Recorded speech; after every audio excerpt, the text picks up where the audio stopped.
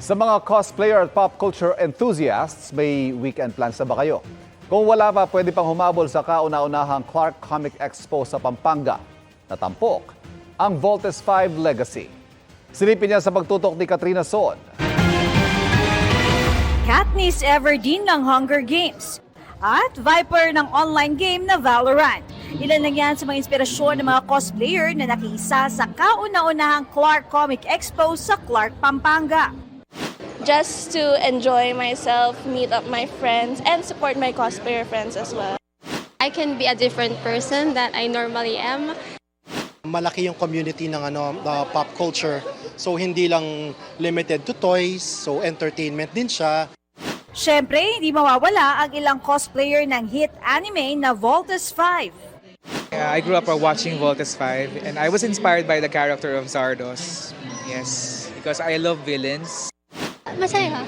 Talagang na-enjoy ako kasama ko pong mga ibang cosplayers.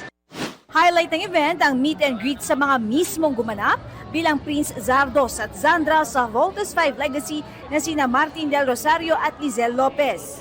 Nakakatuwa na until now, ang dami pa ring supporters and followers ng Voltes 5 Legacy. Tulad ni Lizelle, very honored na maging part nitong napakalaking show na to. It's a legacy and isang role na talagang forever i-cherish ko sa mind ko.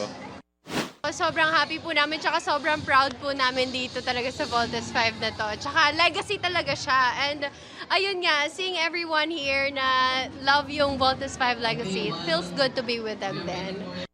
Maaaring pumasyal sa Clark Comic Expo hanggang bukas, June 30. Para sa GMA Integrated News, Katrina Son, nakatutok, 24 oras.